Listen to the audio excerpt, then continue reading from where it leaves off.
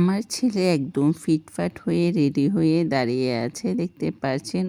ওকে নাকি আমি ঘুরতে নিয়ে যাব। প্রতিদিন কোথায় ঘুরতে নিয়ে যাব বলুন তো আপনারা। হ্যালো এভরিওয়ান, আসসালামু আলাইকুম। কেমন আছেন সবাই? আশা করি সবাই অনেক ভালো আছেন। বা যারা আমার ভিডিওটি দেখছেন সবাইকে অসংখ্য ধন্যবাদ। আজকে ভিডিওটি শুরু করছি সকাল থেকে। আমার ছেলে একদম রেডি হয়ে ফিটফাট, তাকে নাকি আমি বাইরে ঘুরতে নিয়ে যাব। প্রতিদিন কি ঘোরা যায়, প্রতিদিন বাইরে যাওয়া যায়, সেটা তো আর সম্ভব না আমার পক্ষে।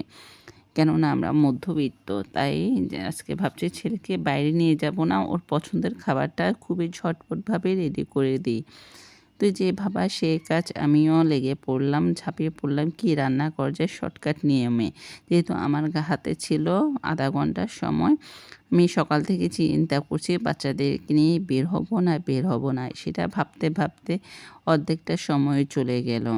এরপরে ভাবছি খুবই ঝটপটভাবে কী তৈরি করা যায়, তাই মাথার মধ্যে আসলো আমি আজকে চিকেন বিরিয়ানি রান্না করি। সেটা খুবই তাড়াতাড়ি হয়ে যায়, প্রায় 10-15 মিনিটে চিকেন বিরিয়ানিটা রেডি হয়ে যাবে। যদি সব কিছু রেডি করা থাকে তাহলে রান্না করতে বেশিক্ষণ সময় লাগবে না।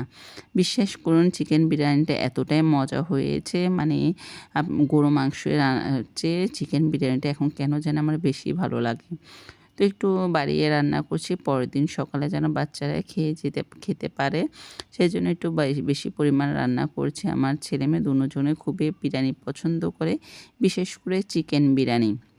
খুবই ঝটপট ওয়েতে আমি চিকেন বিরিয়ানিটা রান্না করেছি।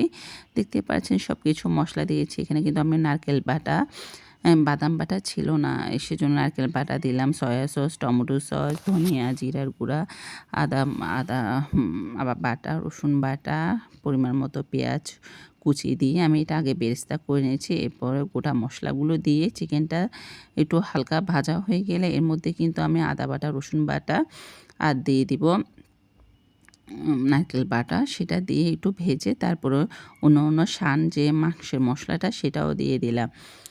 এরপরে টমেটো ছিল না বাসায়, সেজন্য টমেটো সস দিয়ে দিলাম আর সয়া সস দিয়ে দিলাম। সবসময় টমেটো সস আর সয়া সস বিরিয়ানির মধ্যে দেওয়ার চেষ্টা করবেন।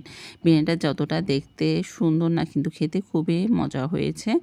তো অবশেষে আমি পোলাও চাল দিয়ে বিরিয়ানিটা কাঁচামরিচ দিয়ে অবশেষে নামিয়ে ফেলবো। খুবই মজাদার, দেখতে পাচ্ছেন কালারটা কতটা সুন্দর হয়েছে। তো আজকের মতন এখানে বিদায়। ছেলেকে বায়না ধরেছে রেস্টুরেন্টে যাবে, কিন্তু বাসায় অল্প খরচে আমি ঝটপটভাবে বিরিয়ানিটা রান্না করে ফেললাম। তো কেমন হয়েছে কমেন্টে জানাবেন। সবাই ভালো থাকবেন, সুস্থ থাকবেন। আসসালামু আলাইকুম।